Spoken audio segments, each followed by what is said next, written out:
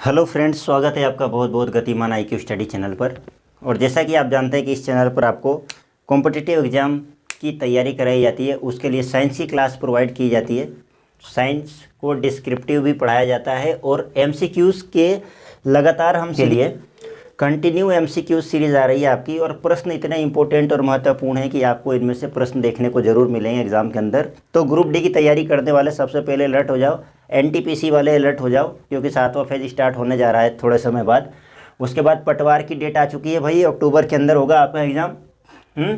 उसके बाद रीट के 26 सितंबर डेट रखी जा चुकी है। और यूपी पुलिस और बिहार SI बिहार दरोगा भी बोलते हैं जिसको, उनके भी एग्ज़ाम जो अभी प्री एग्ज़ाम होने वाले हैं उसकी डेट आने वाली है। तो आप सभी लोग अलर्ट हो जाओ और तैयारी के लिए बेहतर तरीके से जुट जाओ, मेहनत करो। और इसी के साथ यदि आप इस चैनल पर नए हैं गतिमान IQ स्टडी पर, तो चैनल को सब्सक्राइब करें और दोस्तों को शेयर करें और जल्दी से जुड़ें। और यहाँ पर आपको मैथमेटिक्स की भी क्लास कराई जाती है और प्रश्नों को इतना विस्तार से समझाया जाता है। बेसिक कॉन्सेप्ट हर उस स्टूडेंट का जिसने पढ़ाई छोड़ दी है, पढ़ाई से दूर है, नया स्टार्ट कर रहा है या कोई चीज़ समझ में नहीं आई अभी तक, उससे रिलेटेड टॉपिक को आप सेलेक्ट करिए प्लेलिस्ट पे जाके और इस चैनल पर विजिट करिए। तो आइए चलते हैं आज के क्वेश्चंस की ओर बिना टाइम खराब किए हैं। आइए, तारों का रंग क्या प्रदर्शित करता है?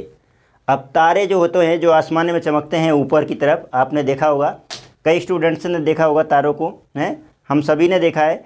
तो वो चमकते हैं, तो जो तारों का रंग होता है, तारे कोई वाइट दिखते हैं, कोई रेड कलर के दिखते हैं, येलो टाइप के। तो ये जो तारों का रंग होता है वो क्या प्रदर्शित करता है? क्या प्रदर्शित करता है? तो ये तापमान को प्रदर्शित करता है। तापमान है कि उस तारे का टेम्परेचर कितना है, इस बात को प्रदर्शित करता है। हमें ऐसा लगता है कि टेम्परेचर केवल सूर्य का ही होता है, ऐसा नहीं है। टेम्परेचर तारे का भी होता है और तारा सूर्य से अति दूर है, इसलिए आकार में बहुत छोटे नज़र आता है वो। तो ये तारे का जो रंग होता है, तारों का रंग, ये वाला ये रंग क्या प्रदर्शित करता है?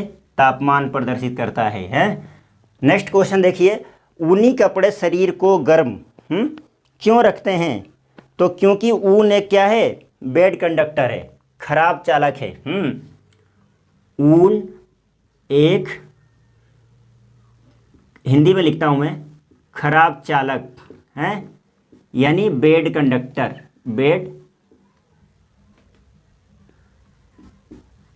बैड कंडक्टर, ऊनी एक खराब चालक है। शरीर को गर्म क्यों रखता है ये? क्योंकि ये एक बैड कंडक्टर है। ये ऊष्मा एक क्या है? बॉडी की हीट जो होता है और बाहर की जो वातावरण होता है उसके बीच में एक परत बनाता है ना। तो ये क्या है कि उस हीट को बाहर नहीं जाने देता है, आदान प्रदान नहीं होने देता है। एक बैड कंडक्टर है यानी खराब चालक है। इसलिए क्या होता है? ये शरीर को गर्मी बनाए रखता है, गर्म रखता है, गर्मी प्रदान करता है। ठीक है, अगला क्वेश्चन है, प्रकाश तंतु किस सिद्धांत पर कार्य करता है? जो ये प्रकाश तंतु है, प्रकाश तंतु, ध्यान से क्वेश्चन को देखो, किस सिद्धांत पर कार्य करता है? प्रकाश तंतु आपने देखा होगा ये, तो ये किस सिद्धांत पर कार्य करता है? प्रश्न आपका कह रहा है। तो ये है पूर्ण आंतरिक परावर्तन। क्या है इसका आंसर? पूर्ण आंतरिक परावर्तन, टोटल इंटरनल रिफ्लेक्शन। पूर्ण आंतरिक परावर्तन के सिद्धांत पर। जो बच्चे थोड़ा सा, मैं कहना चाहूँगा कि इंग्लिश मीडियम के हैं, यदि वो इस चैनल को देखते हैं तो कोई वर्ड तो मैं बोल ही देता हूँ इंग्लिश में, है ना। तो वो देखते रहें। अगर किसी को प्रॉब्लम रहे तो मैसेज कर सकता है वो कमेंट बॉक्स में। हैं तो टोटल रिफ्लेक्शन है, टोटल इंटरनल रिफ्लेक्शन है के सिद्धांत पर, theorem of total internal reflection. तो प्रकाश तंतु किस सिद्धांत पर कार्य करता है? पूर्ण आंतरिक परावर्तन, टोटल इंटरनल रिफ्लेक्शन पर। ठीक है, अब ये क्वेश्चन आपने देखा होगा, वेरी इंपॉर्टेंट है और कई एग्जामों में आया है। असिस्टेंट लोगो पायलट, ग्रुप डी, NTPC, दुनिया भर के एग्जामों में रिपीट होता है ये क्वेश्चन हमेशा। मृगमरीचिका किसका उदाहरण है? मृगमरीचिका, आप समझ रहे हैं इस चीज़ को? क्या है ये मृगमरीचिका? ये आपने देखा होगा कि कोई लंबी सी सड़क है जिसके ऊपर आप जा रहे हो गर्मी के दिनों में, तो आपको लगता है दूर से कि सड़क पर पानी गिरा हुआ है, ऐसा महसूस होता हमें कि सड़क गीली है या पानी गिरा हुआ है। तो उस वक्त जब आप नज़दीक जाते हो तो आपको पानी कहीं नहीं मिलता। रेगिस्तान में भी है ना, जो जो जानवर है, ऊँट वगैरह है या हिरण वगैरह है जंगल में, वो दूर दराज में उनको ऐसा ही लगता है कि वहाँ पानी है और वो पानी की तलाश में भटकते रहते हैं। तो ये मृगमरीचिका किसका उदाहरण है? तो ये घटना जो होती है, ये हमें जो प्रतीत होता है, प्रकाश का पूर्ण आंतरिक परावर्तन, यही वाली बात है ये, प्रकाश का पूर्ण आंतरिक परावर्तन के कारण अब ये पूर्ण आंतरिक परावर्तन क्या है, ये एक लंबी बात हो जाएगी, वीडियो लंबी होगी अभी, क्योंकि ये एमसीक्यूज है। जब मैं थ्योरी पढ़ाऊंगा साइंस की, उसमें ये चैप्टर टॉपिक आएगा आपका, तब मैं इतने बढ़िया से समझाऊंगा ना ये चीज़ कि आपको अगर अभी तक समझ में नहीं आया होगा तो वो दिन आपके समझ में नहीं आने का आखिरी दिन है। जब मैं यहाँ ये टॉपिक समझाऊंगा तो आपको डेफिनेटली समझ में आएगा, ये गारंटी है मेरी, हैं। तो आप क्या है, इसकी थ्योरी भी देखा करिए। अभी थ्योरी नहीं ला पा रहा हूँ मैं, थोड़ा सा टाइम हो गया थ्योरी का क्लास दिया आपको, हैं। अभी एमसीक्यूज एग्ज़ाम की वजह से चला रखे हैं, मैथमेटिक्स की क्लास चला रखी है। और हमारा एक और चैनल है गतिमान टेक्निकल हब, उस पर ITI के स्टूडेंटों के लिए फिटर और इलेक्ट्रीशियन की चालू है क्लास बराबर। राजस्थान के अंदर विद्युत विभाग में टेक्निकल हेल्पर की भर्ती आ रही है या आ चुकी है यूँ बोले, तो आप साइट पर जाके अगर फॉर्म भरे जा रहे हैं तो आप अप्लाई करिए जाकर, हैं। कहीं भी कोई भी स्टूडेंट कहीं का भी कर सकता है अप्लाई उसके अंदर, तो आप उसकी भी तैयारी करिए। आइए अगले क्वेश्चन की ओर चलते हैं। जब प्रकाश तरंगे वायु से कांच में प्रवेश करती है तो उनका कौन सा गुण प्रभावित होता है? देखो क्वेश्चन कितना शानदार है, वेरी वेरी इंपॉर्टेंट क्वेश्चन है। अब इसमें माध्यम चेंज हो रहा है, ध्यान से देखो आप। जब प्रकाश की तरंगें हैं एक माध्यम से दूसरे माध्यम में हो रहा है ना, ये वायु से कांच में जा रहा है, यानी पहले वायु में था, तो वायु से कांच में प्रवेश कर रही है, तो उनका कौन सा गुण प्रभावित हो रहा है? देखो कई स्टूडेंट कहते हैं कि जब मैं चैनल पर आता हूं पढ़ाने के लिए आपको, तो मैं इस तरीके से इंट्रोडक्शन देता हूं तो बोलते हैं कि सर हमको दिखता नहीं है, क्योंकि मैं उस वक्त पढ़ा नहीं रहा हूं, इसलिए यहाँ खड़ा रहता हूं। बाद में मैं इस साइड में खड़ा रहता हूं, आप बराबर क्वेश्चन देखते रहिए, लिखते रहिए, पढ़ते रहिए। तो देखिए, जब प्रकाश की तरंगें अब वायु से जब कांच में प्रवेश करेगी, थोड़ा सा समझाता हूँ हल्का सा। ये अभी ये इस माध्यम में एयर है, यहाँ से जब प्रकाश की कोई तरंग वेव इस तरीके से जैसे ही इसमें प्रवेश करती है, तो ये कांच एक सघन माध्यम हो गया वायु से भारी है ना कांच, सघन का मतलब। तो ये जैसे ही यहाँ प्रवेश करती है तो इस जिस स्पीड से जा रही थी, एक तो उसकी स्पीड कम हो जाएगी। क्यों? क्योंकि अभी आप खाली सड़क पे दौड़ रहे हो और अचानक 1000 आदमियों की भीड़ आ जाए, तो क्या आपकी गति में कमी आएगी कि नहीं आएगी कि उसी स्पीड से निकल जाओगे 1000 लोगों में से? आपको रुकना पड़ेगा। आप गाड़ी भी चलाते हो तो यही होता है आपके साथ। आप खाली रोड पर जा रहे हो 40 की स्पीड में और अचानक आपको खूब भीड़ आ गई, हैं, काफ़ी गाड़ियाँ नज़र आने लगी, कोई चौराया आ गया, आपको रुकना पड़ेगा, आपकी स्पीड में कमी आ गई। वही यहाँ होता है वायु में। जब प्रकाश तरंगें वायु में गुजर रही थी तो उनका विरल माध्यम था और अचानक कांच आ गया सामने, तो सघन माध्यम हो गया, तो उनकी एक तो वेग में कमी आएगी और एक तरंग धीरे चेंज हो जाएगी। तो आंसर क्या होगा हमारा? आंसर क्या हो जाएगा? तो कौन सा गुण प्रभावित होता है? तो एक तो होता है तरंग धैर्य प्रभावित होगा एवं वेग प्रभावित होगा। अब इसको मैं डायरेक्ट किताब की तरह जो चीज़ समझाने वाला मैं समझाऊंगा, मैंने पहले ही बोला आपको। अब मैं डायरेक्ट इसको रटवाता चला जाऊं, सीधा मैंने बोल दिया और आपने पढ़ लिया और याद कर लिया, फिर आप भूल जाओगे। लेकिन अभी जो कॉन्सेप्ट मैंने बताया आपको, इससे आप भूलोगे नहीं। एक्सप्लेन करने का रीज़न मेरा यही होता है इस चैनल पे कि मैं एक्सप्लेन इसलिए करता हूँ कि आप सुनोगे ना तो लंबे समय तक आपके दिमाग में बात रहेगी। किताबें पढ़ते चले जाओ, आप आज पढ़ लो, कल भूल जाओगे, परसों डेफिनेट भूल ही जाओगे अगर आपने नहीं देखा तो। लेकिन कंसेप्ट माइंड में डेवलप रहेगा तो आप नहीं भूलोगे इतना जल्दी, है ना। भूलता इंसान सब कुछ है लेकिन इतना जल्दी नहीं भूलता, है ना। अभी अच्छी अच्छी बातें गीता रामायण के पाठ अपन सुनते हैं, है ना, बाहर आते ही भूल जाते हैं। और कोई गाली दे दे हमको, 5 सालों तक नहीं भूलेंगे हम। क्यों? क्योंकि वो ज़्यादा छू गया हमारे दिल को, है ना, हमारे चेतन माइंड में घुस चुकी है वो बात। तो इसीलिए मैं समझाता हूँ कि आप समझोगे तो ज़्यादा याद रहेगा। आइए आगे। निर्वात में प्रकाश की गति कितनी होती है? ये सभी स्टूडेंटों को याद है, ईमानदारी से बताओ अपने। अभी लाइव क्लास तो चल नहीं रही है, लेकिन फिर भी मैं कहूँगा बताओ कितनी होती है। तो देखो ये सिंपल क्वेश्चन है बहुत ही, 3 × 10⁸ मीटर प्रति सेकंड ये चाल होती है निर्वात में, प्रकाश की गति या प्रकाश का वेग या प्रकाश की चाल, ठीक है। निर्वात के अंदर मीटर प्रति सेकंड रहेगा, ठीक है। अगला क्वेश्चन देखो, प्रकाश संश्लेषण की क्रिया में ऊर्जा का रूपांतरण किस प्रकार होता है? तो देखो क्वेश्चन क्या कह रहा है, समझो क्वेश्चन को, थोड़ा सा बायो से भी कनेक्टेड है क्वेश्चन।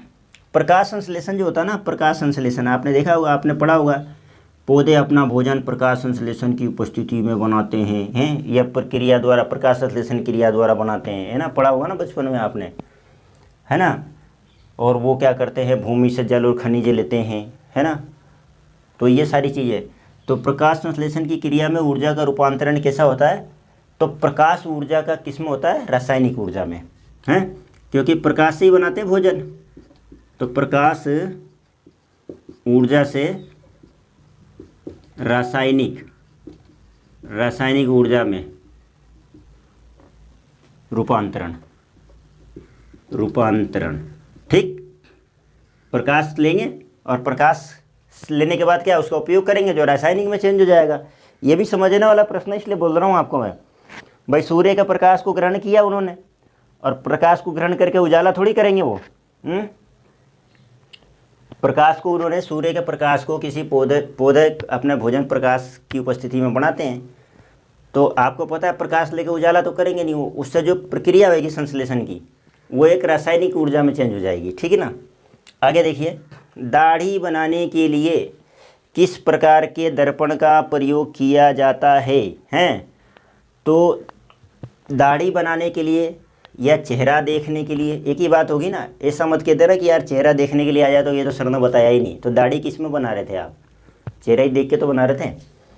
तो दाढ़ी बनाने के लिए किस प्रकार के दर्पण का प्रयोग किया जाता है? तो ये होता है आपका कॉनकेव मिरर, यानी अवतल दर्पण। कौन सा? अवतल दर्पण, ठीक है। एक होता है कॉन्वेक्स, एक होता है कॉनकेव। तो ये कॉनकेव आएगा, ठीक है ना। ये कौन सा है? कॉनकेव, ठीक है। अगला देखिए, प्रकाश सजावट के लिए विसर्जन लैंप में किस गैस का प्रयोग किया जाता है? तो आपने देखा होगा प्रकाश की सजावटों के लिए कहीं लाल, कहीं पीला, कहीं बैंगनी, कहीं नीला, इस तरह के रंगों का देखा होगा आपने जहाँ सजावट होती है। तो उसमें प्रकाश सजावट के लिए विसर्जन लैंपों में किस गैस का प्रयोग किया जाता है? तो यह है आपका नियोन का। किसका? नियोन। आंसर आएगा इसका नियोन, यही दे दे तो आप, नियोन, ठीक है। नियोन याद रखना, ठीक है। नियोन का प्रयोग किया जाता है। अगला क्वेश्चन आपका है 125वां क्वेश्चन है, वेरी इंपॉर्टेंट फॉर एग्जाम। वास्तविक सूर्योदय से कुछ समय बाद, वास्तविक क्या लिखा मैंने, ये कुछ समय पहले ही, वास्तविक सूर्योदय से कुछ समय पहले ही सूर्य क्यों दिखाई देने लगता है? कहने का ये तात्पर्य है कि अभी सूर्य उगा नहीं है, सूर्य मतलब उदय नहीं हुआ, उससे थोड़ा पहले ही सूर्य दिखाई देने लग जाता है। तो इसका क्या कारण है? तो इसका क्या कारण है भाई? प्रकाश के अपवर्तन। इसमें देखिए प्रकाश का अपवर्तन हो रहा है। तो यहाँ लिखता हूँ मैं, प्रकाश के अपवर्तन के कारण क्या हो रहा है यहाँ? प्रकाश के अपवर्तन के कारण है। क्षितिज के समीप सूर्य एवं चंद्रमा के दीर्घवृत्ताकार दिखाई देने का क्या कारण है? अब क्षितिज का मतलब पहले समझो क्या होता है। क्षितिज का मतलब होता है कि ये क्षितिज बोले तो बिल्कुल ज़मीन, जमीन क्षितिज है ना, भूमि। तो क्षितिज के समीप सूर्य एवं चंद्रमा के दीर्घवृत्ताकार दिखाई देने का क्या कारण है? दीर्घवृत्ताकार बोले तो आपने देखा होगा जब सूर्योदय होते हैं तो आपको सूर्य बड़ा हो दिखाई देता है। किसी सीनरी में, पोस्टर में, फोटो में भी आप देखते हो कि सूर्योदय का समय ऐसे सूर्य दिखाया जाता है आपको इस तरीके से, है ना। है ना। और अगर आप देखना चाहोगे तो कल सुबह जल्दी उठ जाना, पर आप पता नहीं उठते हो कि नहीं उठते हो, आदत है कि नहीं आपकी जल्दी उठने की, है ना। तो जल्दी उठ के छत पे खड़े होकर देखना सूर्योदय के समय, तो थोड़ा सा जो उनका आकार है अलग दिखाई देता है दीर्घवृत्ताकार में। अब दीर्घवृत्त मैंने पढ़ा दिया कैसा होता है, थोड़ा सा बड़ा टाइप में होता है, अंडाकार जैसा इस तरीके से। तो उसका क्या कारण है, तो उसका कारण भी यही है, प्रकाश का अपवर्तन। क्या है, प्रकाश का अपवर्तन। क्या है इसका, प्रकाश का अपवर्तन, ठीक है, क्षितिज के पास यानी भूमि के पास, है ना, प्रकाश का अपवर्तन। आगे देखेंगे 127 नंबर का क्वेश्चन, वेरी इंपॉर्टेंट क्वेश्चन, सब इंपॉर्टेंट ही चल रहे हैं, है ना। खतरे के संकेतों के लिए लाल रंग का प्रयोग क्यों किया जाता है भाई। अब ये तो हर कोई बता देगा, है ना, सरल सा क्वेश्चन है सर, ये तो बहुत आसान क्वेश्चन है, लेकिन आंसर दो तरीके से है इसके, है ना। अभी आप लोग बता रहे होंगे, मुझे मालूम है सबको आता है, लेकिन आंसर दो है इसका। देखिए ऑप्शन के ऊपर डिपेंड करेगा। खतरे के संकेतों के लिए लाल प्रकाश का प्रयोग क्यों किया जाता है, तो ऑप्शन ए प्रकीर्णन ज़्यादा होता है, ऑप्शन बी तरंग दैर्घ्य ज़्यादा होता है, ऑप्शन सी इसका विवर्तन अधिक होता है, ऑप्शन डी ध्रुवण अधिक होता है। तो तरंग दैर्घ्य अधिक होता है, सबसे अधिक तरंग दैर्घ्य किसका होता है, प्रकाश लाल का, लाल रंग का, दूर से ही दिखाई आता है। और प्रकीर्णन सबसे कम होता है इसका, ठीक है। प्रकीर्णन का मतलब फैलना, ये फैलता नहीं है, ये वेवलेंथ की तरह लंबा रहता है इसका तरंग दैर्घ्य, हैं। तो इसके दो तरह से आंसर है। अगर तरंग दैर्घ्य की बात ना करे एग्जाम में और सीधे आपसे बोल दे प्रकीर्णन के ऊपर क्वेश्चन पूछ दे आपसे, हैं, प्रकीर्णन कि प्रकीर्णन का पूछ दे आपसे कि प्रकीर्णन कम होता है, प्रकीर्णन ज़्यादा होता है, या दोनों में से कोई नहीं, या दोनों, तो प्रकीर्णन सबसे कम होता है। तो दो तरह से आंसर है, मैं दोनों लिख रहा हूँ। खतरे के संकेत के लिए लाल प्रकाश का प्रयोग क्यों किया जाता है, क्योंकि तरंग दैर्घ्य सबसे अधिक एवं प्रकीर्णन सबसे कम होने के कारण। याद रखना है दोनों आंसर है। अभी तक एक ही आंसर याद रखते थे आप लोग, मुझे मालूम है, मैं जानता हूँ सब, हैं। आप लोग तरंग दैर्घ्य याद रखते थे अधिकतर बच्चे, प्रकीर्णन है ना कोई नहीं सोचता होगा कि प्रकीर्णन सबसे कम होता है। और अगर पूछ दिया ना क्वेश्चन को घुमा के तो गलत करके आएंगे आधे तो, है ना। लाल रंग का प्रकीर्णन सबसे कम होता है, ध्यान रखना, ठीक है। प्रकीर्णन बोलो तो स्कैटरिंग। अगला क्वेश्चन देखेंगे हम, साबुन के पतले झाग में, ये भी इंपॉर्टेंट है, व्यतिकरण से रिलेटेड क्वेश्चन है, ये ध्यान देना। साबुन के पतले झाग में चमकदार रंग किस घटना के कारण दिखाई देता है, तो ये होता है बहुलित परावर्तन और व्यतिकरण के कारण। ये बहुलित परावर्तन का केस है ये भी, लेकिन बहुलित यानी अधिकता, बहुलित परावर्तन एवं व्यतिकरण के कारण। इसका मेन तो है व्यतिकरण, ठीक, मेन तो क्या है इसका, व्यतिकरण।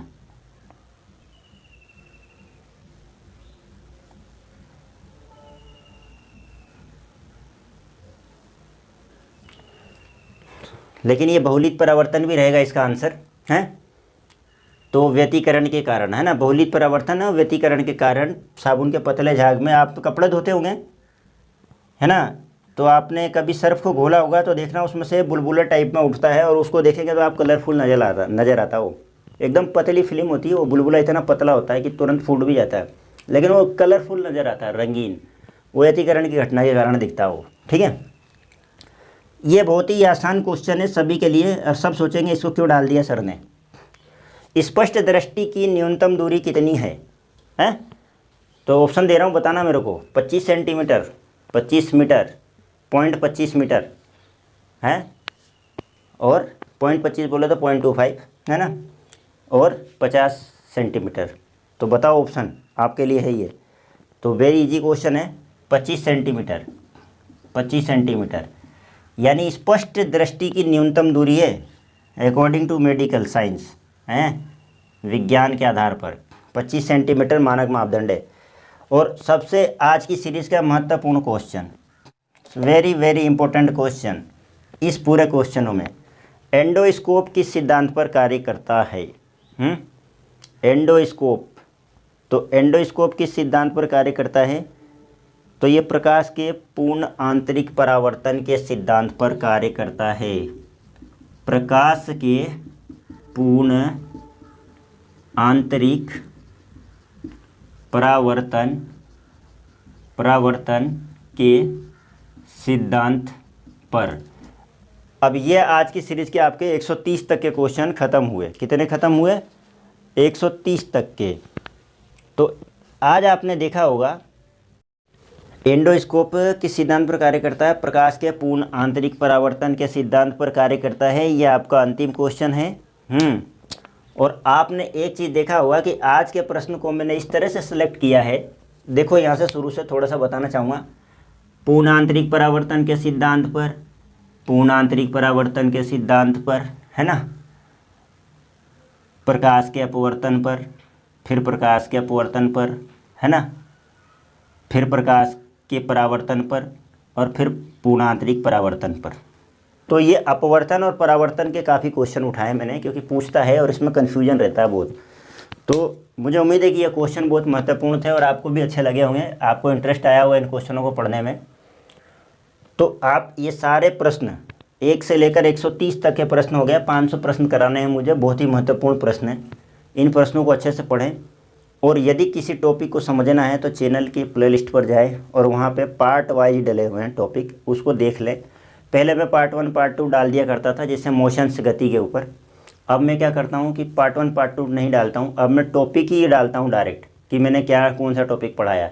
जैसे गुरुत्व केंद्र हैं, तो गुरुत्व केंद्र सेंटर ऑफ ग्रेविटी, है ना, अभिकेंद्रीय बल। तो इस तरह से डायरेक्ट आप टॉपिक सर्च करके वहाँ से अच्छे से क्लियर कर सकते हैं अपने डाउट को। और मैथमेटिक्स की क्लास भी आप पढ़ सकते हैं। और फटाफट शेयर कीजिए अपने हर फ्रेंड को। क्यों? क्योंकि देखिए चैनल बहुत अच्छे अच्छे हैं, बहुत बढ़िया पढ़ाते हैं, खूब शानदार पढ़ाते हैं। लेकिन मेरा एक प्लस पॉइंट उसमें सबसे अलग है कि मैं बिल्कुल बारीक से बारीक चीज़ भी बताता हूँ, क्योंकि मुझे मालूम है 1000 स्टूडेंट में से मुझे 800 स्टूडेंट ऐसे मिलेंगे जिनके बेसिक बहुत ही दिक्कत है, क्लियर नहीं है। डायरेक्ट वो क्लास में बैठते हैं। अब छोटी छोटी बातें हर कोई बताता नहीं है, लेकिन मैं उन्हीं छोटी बातों पर ध्यान देता हूँ, क्योंकि जब आपका फाउंडेशन स्ट्रॉन्ग होगा तो बाकी चीज़ें तो आप आराम से हो जाएगी, है ना। तो कोई चीज़ समझ में नहीं आती। अब आज तक हम पढ़ते थे पीसा की मीनार झुकी हुई है फिर भी गिर नहीं रही है। ठीक है, किताब में से 2 लाइन पढ़ लिया, लोगों से सुन लिया, चले आ रही है।